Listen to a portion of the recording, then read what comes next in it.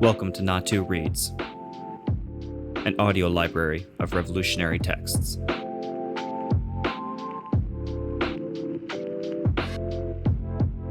Neo-Colonialism, The Last Stage of Imperialism, by Kwame Nkrumah, Part 8.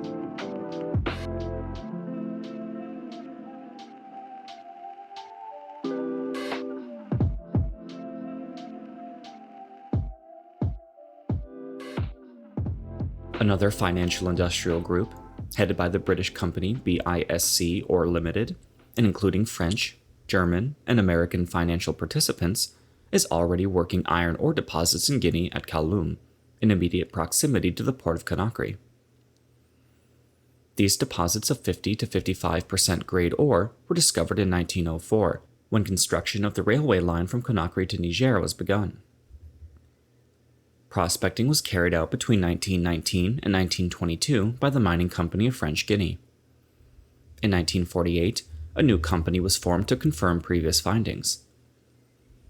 This was the Compagnie Minière de Conakry, whose plant at Kaloum is geared to an annual production of 1,200,000 tons, which can be doubled without any appreciable modifications of the setup.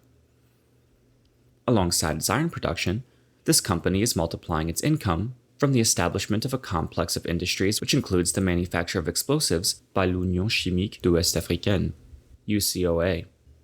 Participation in the Compagnie Minière de Conakry, which is capitalized at 1,500 million guinea francs, is as follows.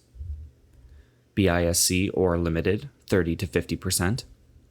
Bureau de Recherche Géologique et Minière, 24 to 70%. Caisse Centrale de Coopération Économique, 8.7%.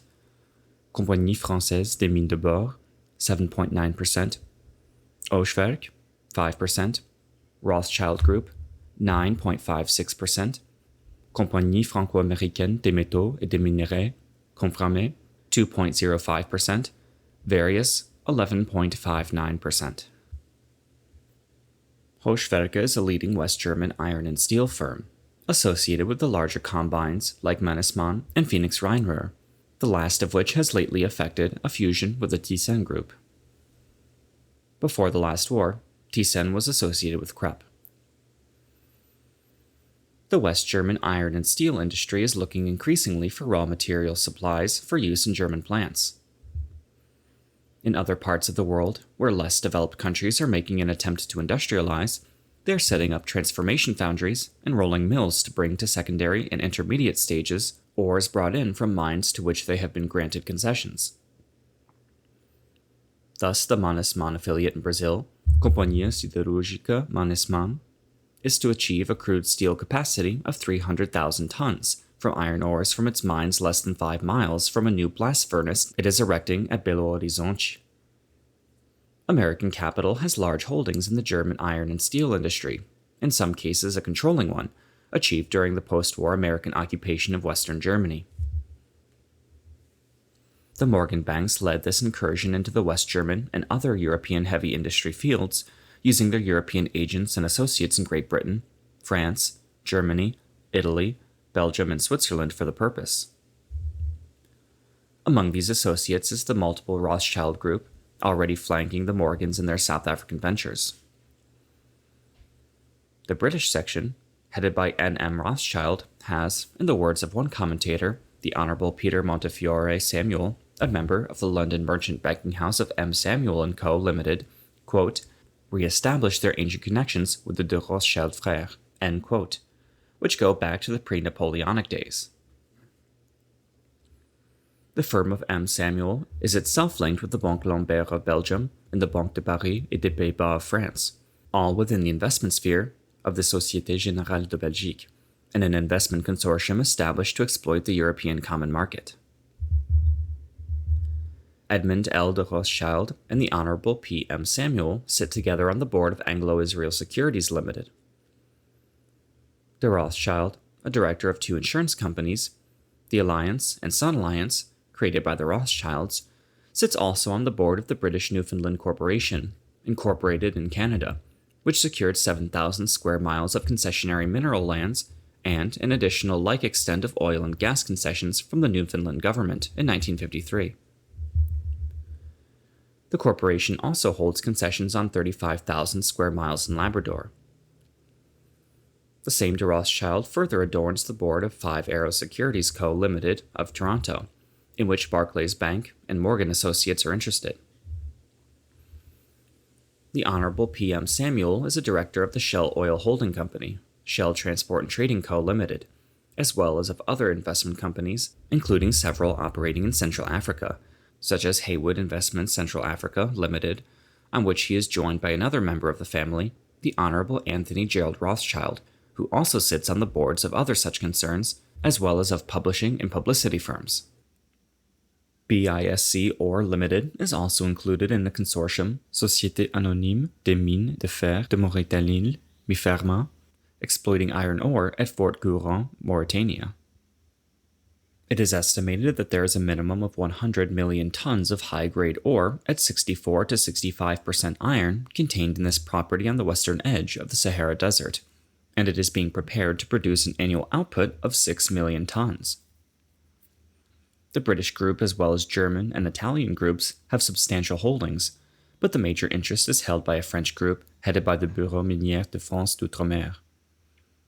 The following are the participants in this venture: BISC Ore Limited, British Ore Investment Corporation Limited, Compagnie du Chemin de Fer du Nord, Compagnie Financière pour l'Outre-mer, Confimer, Denain, Anzin, République Islamique de Mauritanie, Società Financiaria Siderurgica, Finsider, Società Mineraria Siderurgica, Ferromin, Union Sidérurgique du Nord de la France, USINOR.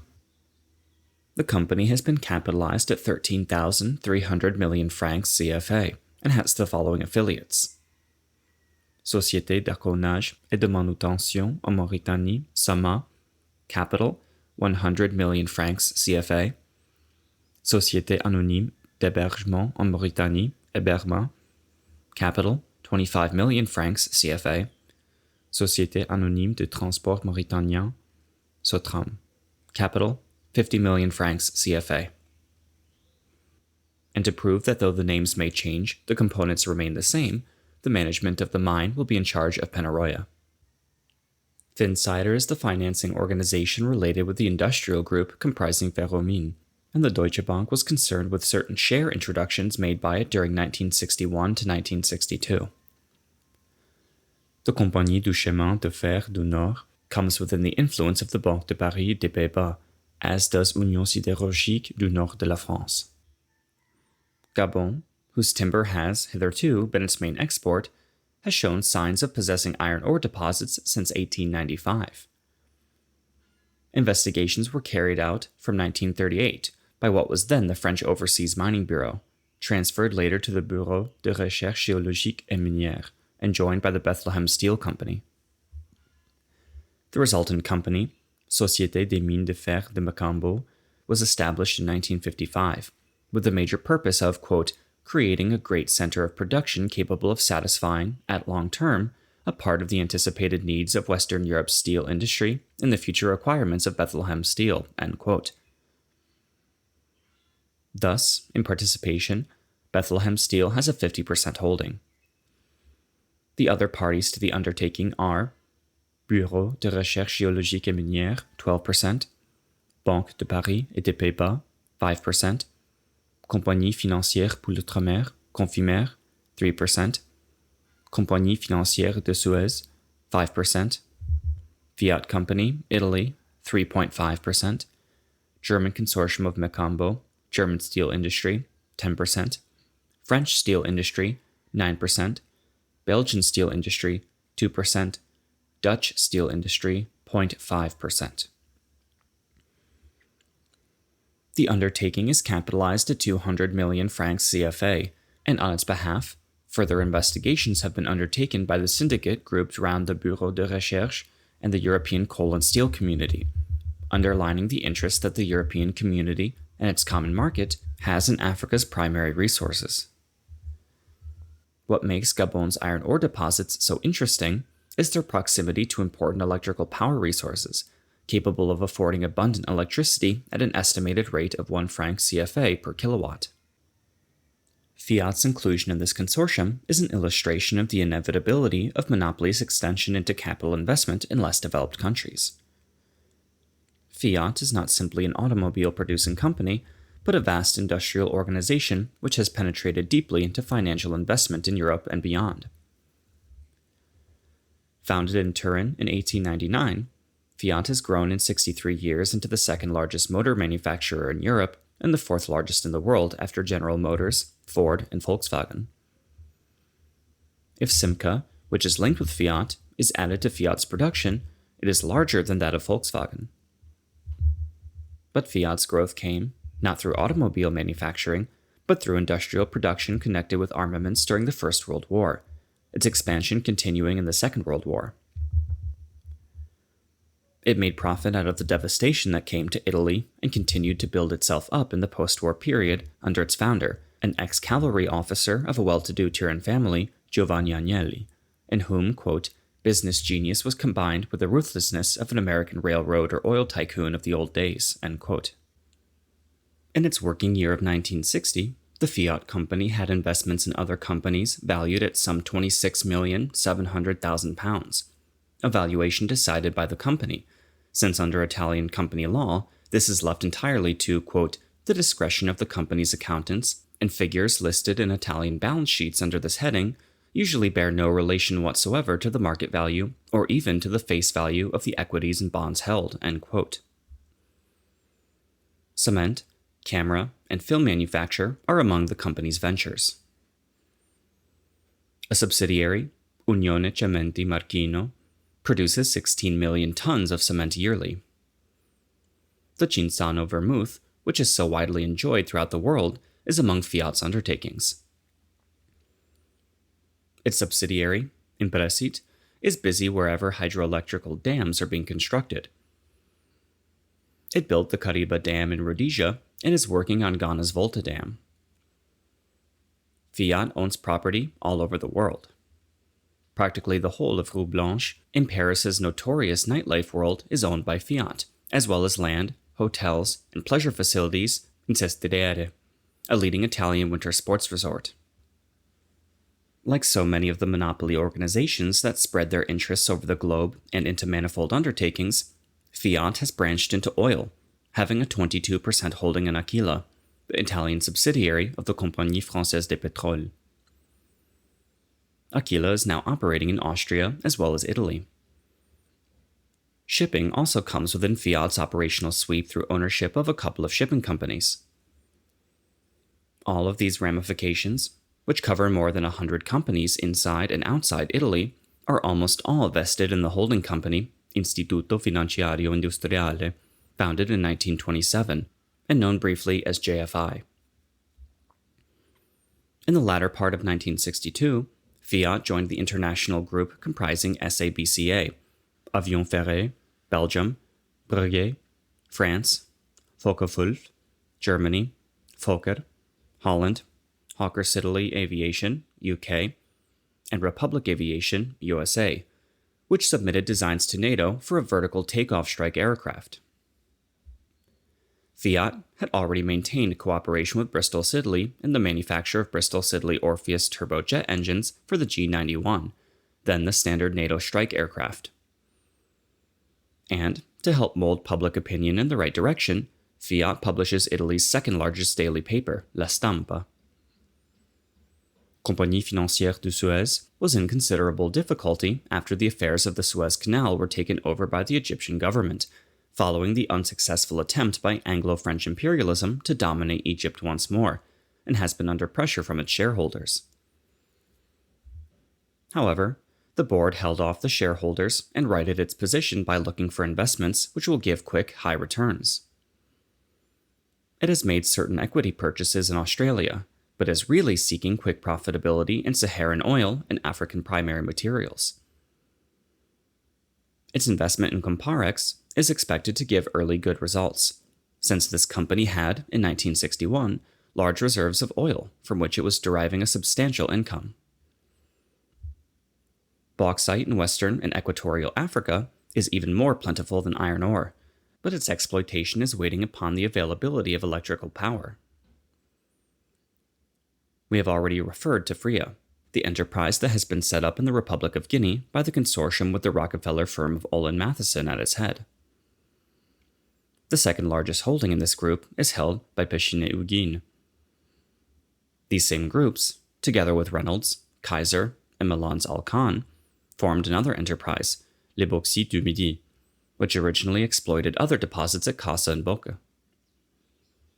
Notice, however, was given to the company by the Guinea government itself that if, within 3 months, from 24 November 1961, Bauxite du Midi had not made arrangements to set up an aluminum factory at Bokeh by July 1964, as originally agreed, its installations, works, and machinery would be expropriated, as well as its assets, for which reparation would be made.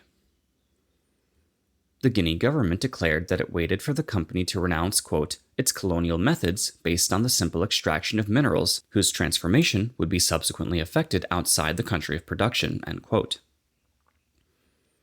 Péchiné-Ugine is also concerned with the Compagnie Camerounaise d'Aluminium Péchiné-Ugine, ALUCAM, in which a 10% participation is held by Cobéal, a Société Générale de Belgique affiliate. Péchiné-Ugine's share of ALUCAM's total production in 1962 of 52,246 tons was 46,443 tons, obviously the most important. Gabon's natural resources are proving immensely rich. Atomic energy commissions are busy prospecting and investigating uranium sources at Moana at the Ogooué region, one of the most isolated in the country. The only means of access is the river Ogooué, cut by rapids over more than 600 kilometers of its length. At the beginning of 1959, however, a 100-kilometer road, constructed by the Compagnie Minière de l'Ogooué, Comilog, put the terminus of the railway, which opened in 1962, about 120 kilometers from Moana, thus making it more accessible. The ore is to be mined and urinated by the Compagnie des Mines d'Uranium de Franceville, capitalized at 1,000 million francs CFA. A participant in Comilog, the Compagnie de Mocta, is responsible for the management of the mine. Comilog is exploiting Gabon's manganese deposits at Franceville, which were first investigated by the French Overseas Mining Bureau in collaboration with U.S. Steel, the mammoth American steel firm controlled by Morgan Interests. Together with its affiliates, U.S. Steel has 49% control of Comilog, to which the other parties are the frequently present Bureau de Recherche Géologique et Minière, 22%, the Compagnie de Mocta, 14%, and the Société Auxiliaire de Manganèse de Franceville, 15%. The enterprise is capitalized at 2,500,000 francs CFA. United States and French monopolists are the chief parties to Comilog. Comilog has as its principal shareholder, 49%, the largest steel outfit in America, and hence the world, U.S. Steel, quote, a perfectly integrated iron and steel concern, end quote. The manganese bed, on which Comilog is working at Franceville, in Gabon, is one of the most important in the world, with estimated reserves of 200 million tons of 50% ore. The French Ci de Mocta has a 19% interest, and, besides being concerned in operating directly the Grand Lahou manganese mine on the Ivory Coast, controls important production of iron, manganese, and uranium ores through holdings in Algeria, Spain, Tunisia, Morocco, and Gabon. It has, for instance, 40% in the Sied Mine d'Uranium de Franceville, which is developing the rich uranium mine at Moana, Gabon. De Mocta is linked directly and by associates with interests radiating from Anglo-American Corporation and the Great Iron and Steel Trust of Arbed. U.S. Steel and General Electric are world giants in their related spheres. The first, by virtue of its multiple divisions covering all aspects of the steel industry, is the sixth largest industrial company in the United States. The second is the leading producer of electrical equipment and appliances in the world, with affiliates, subsidiaries, and associates all over the globe. Its plants affect many sectors of industry: radio, aviation, marine, scientific research, and turn out heavy capital goods, industrial components and materials, and defense products, as well as consumer goods. U.S. Steel was founded in 1901 by J. Piermont Morgan as a holding company controlling over half the American steel industry. Since then, the American steel industry has expanded by giant strides, and other commanding trusts have forged ahead. But U.S. Steel leads still, and today controls 30% of America's steel and cement production.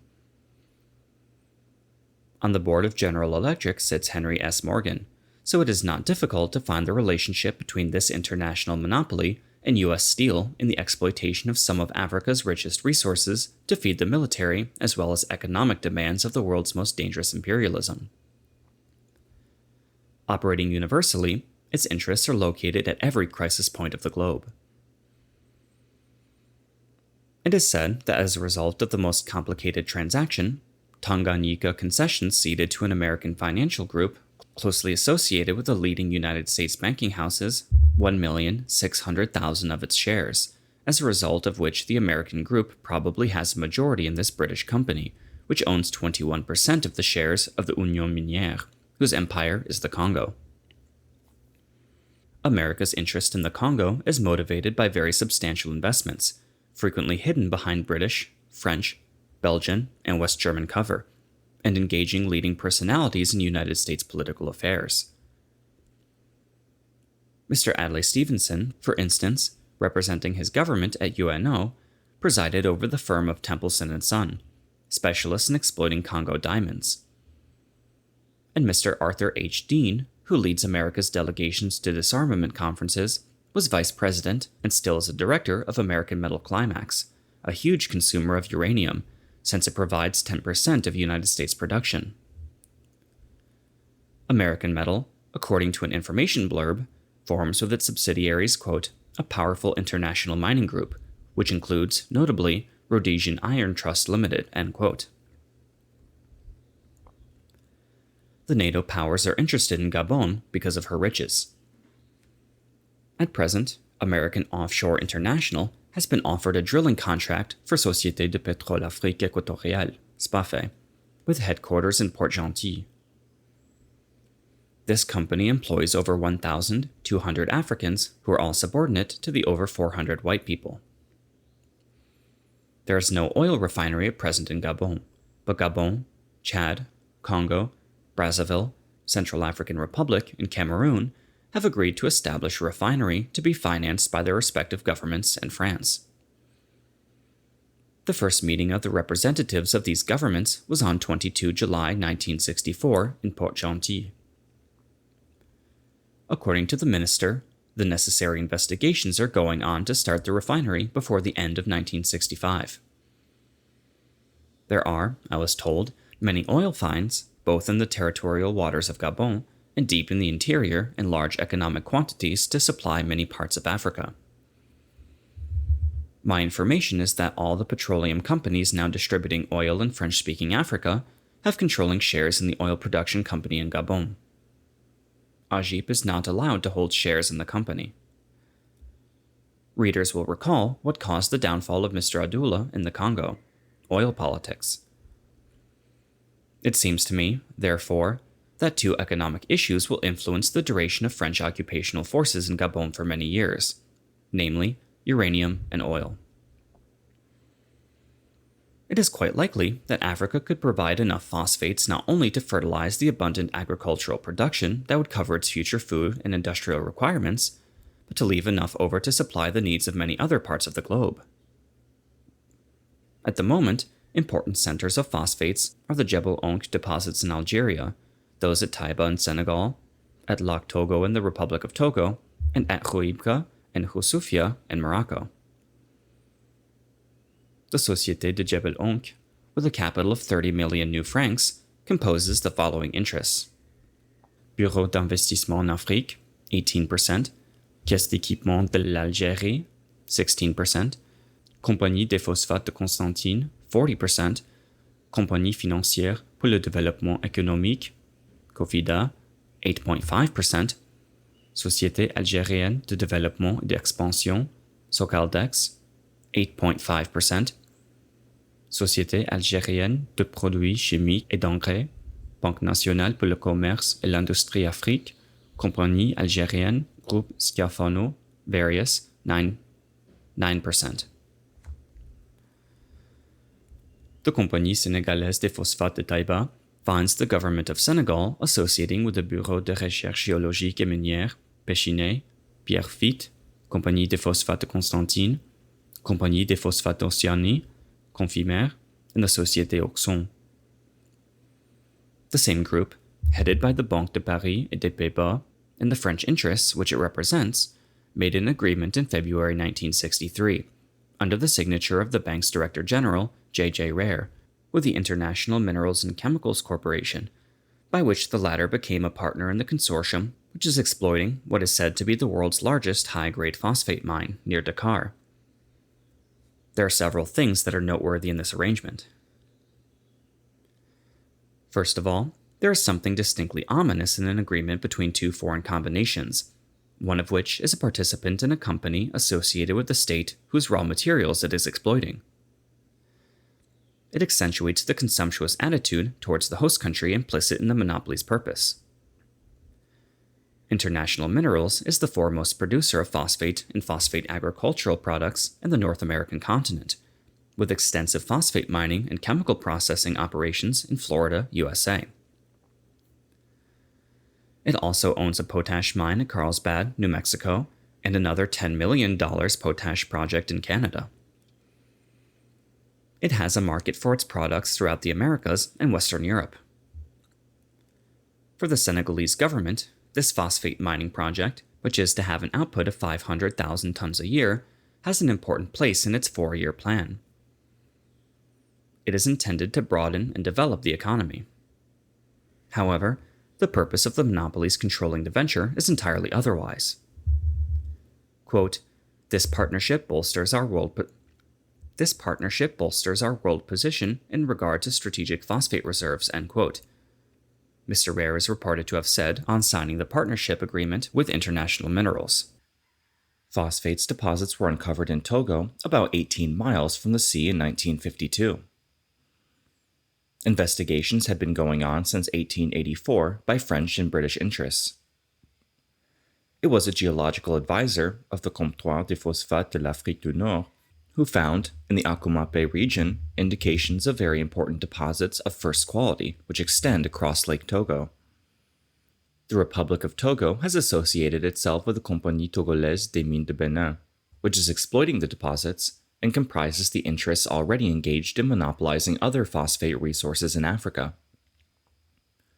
These are the Compagnie Constantine, Benaroya, Cofimer, the Banque de Paris, Pierrefitte, and the Compagnie Internationale d'Armement Maritime Industriel et Commercial. Capital is 1,180 million francs CFA. The first shipments were made in September 1961, when they left the new wharf of Kapeme for the United States and American-controlled plants in Japan. The plan is to produce initially 750,000 tons of concrete yearly, a level it is intended to raise progressively to 1 million tons if the market possibilities are there. There would be no lack of market possibilities if fertilizers were made available to the developing countries at prices which their purchasing power could afford.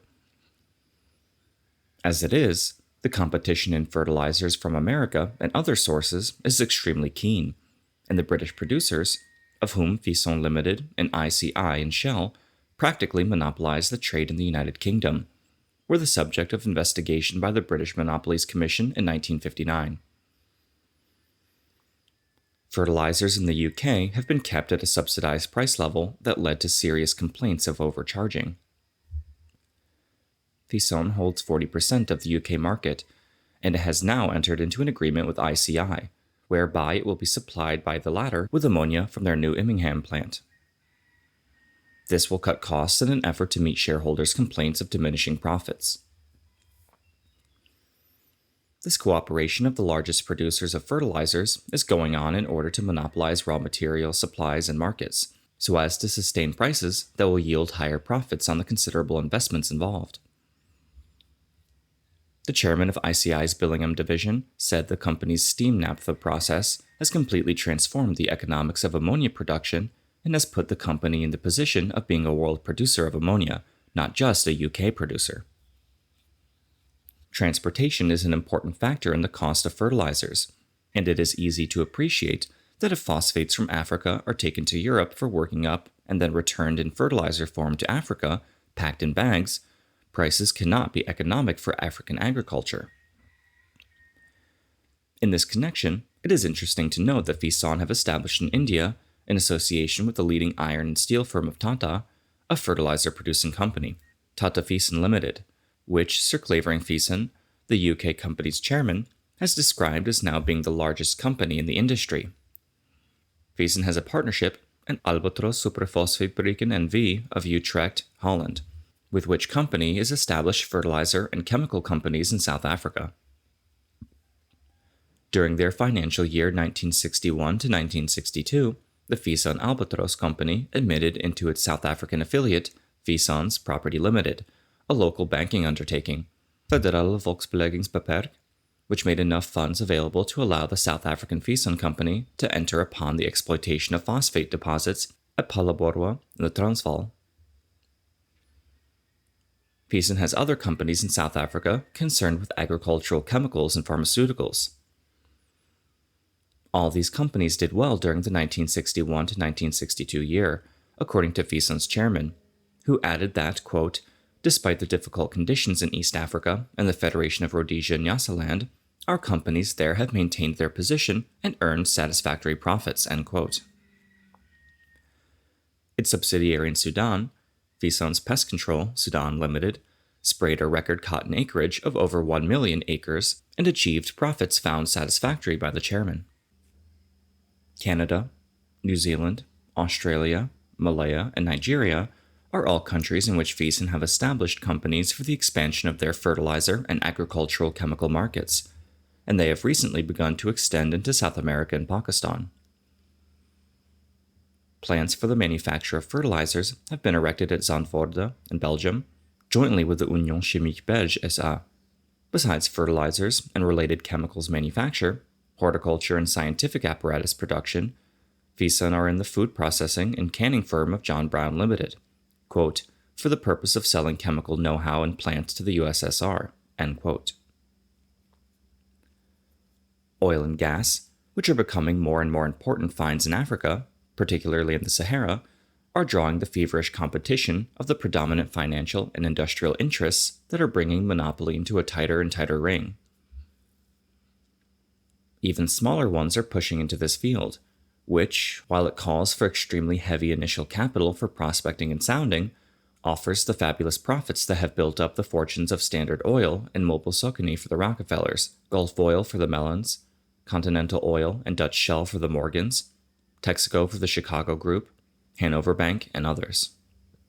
Tennessee Corporation, the Guggenheimer multiple enterprise operating nitrate and copper concessions in South America and holdings in the Congo and other parts of Africa, has extended its interests beyond uranium, fertilizers, and chemicals into oil. Its Delaware subsidiary, Tennessee Overseas Co., has started upon oil exploration in Sierra Leone. C.W. Michel, Tennessee's vice president, is already connected with oil through Dome Petroleum, a subsidiary of the Americo-Canadian Dome Mines Limited, interlocked with Tennessee by shareholding in Michel's chairmanship. Africa is still paramountly an uncharted continent economically, and the withdrawal of the colonial rulers from political control is interpreted as a signal for the descent of the international monopolies upon the continent's natural resources. This is the new scramble for Africa, under the guise of aid, and with the consent and even the welcome of young and experienced states. It can be even more deadly for Africa than the first carve-up, as it is supported by more concentrated interests, wielding vastly greater power and influence over governments and international organizations.